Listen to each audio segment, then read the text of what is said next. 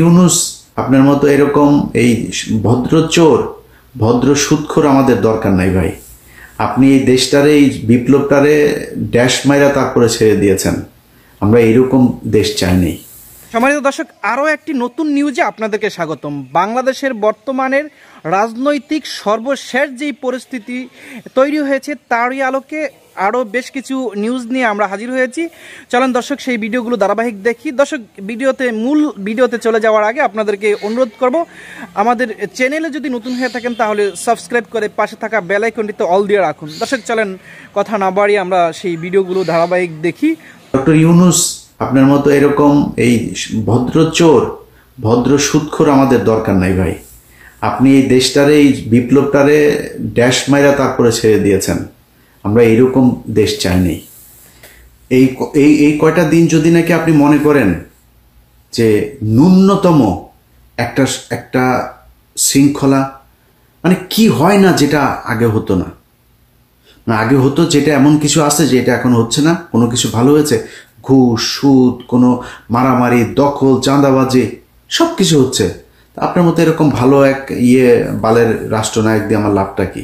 আপনি কি বাল ফলাইছেন? আপনি গত এগুলোর ব্যবস্থা আপনার চোখের সামনে চুরি করে আপনি কিছুই বোঝেন না। সব বুড়া মুড়া এগুলি খাটাসগুলি ধরছেন, জীবনে কোনোদিন নামও জানি না। এই দেশের এই 15 বছর তার অবদান কি? আপনি সরানো না তাদেরকে। আপনি এই জন্য এসছেন এখানে। আপনি যা ডিজার্ভ করেন তার চাইতে শত সহস্র কোটি কোটি গুণ আপনাকে বেশি সম্মান দেওয়া হয়েছে। আপনি আমার ক্ষমতা আছেন দেখে আপনার চ্যাটের বাল হয়ে গেছেন। আপনার তো মিয়া কামলার মতো কামে লাগাইছি আমরা। আপনার এখানে থাকলে আপনার মতো এরকম একটা সুদখোর যদি থাকে তাহলে ইন্টারন্যাশনালি তারা আমাদের কিছু বলবেন, এই জন্য কামে লাগিয়েছে আপনারা। আপনি এই দেশের জন্য জীবনে কোনদিন কিছু করছেন নাকি?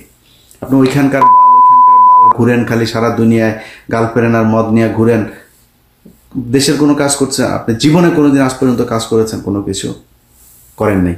এখন সুযোগ পেয়েছেন, লুটপাট করে খাচ্ছেন। আপনার ওই যে ভতিজা যা আছে সব চিহ্নিত রে ভাই। হ্যাঁ, আপনার এক অপূর্ব চোদনে থাকতে পারে না মানুষ।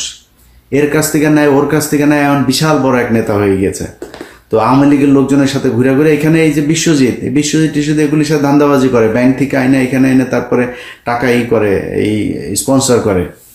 মেরিয়টে করেছে, কয়েক লক্ষ ডলার খরচ করে তারপরে এখানে প্রোগ্রাম করেছে। কোনো মানুষজন নাই, খালি বাংলাদেশের বিভিন্ন ব্যাংক থেকে টাকা এনেছে। ধান্দাবাজি সবই হচ্ছে। এই দেশের কি উপকার হয়েছে? একটা সাধারণ মানুষের কি উপকার হয়েছে? যেই ছেলেগুলো মারা গিয়েছে তাদের তালিকা এখন পর্যন্ত করতে পারে না এই সুদখোর ইউনূস।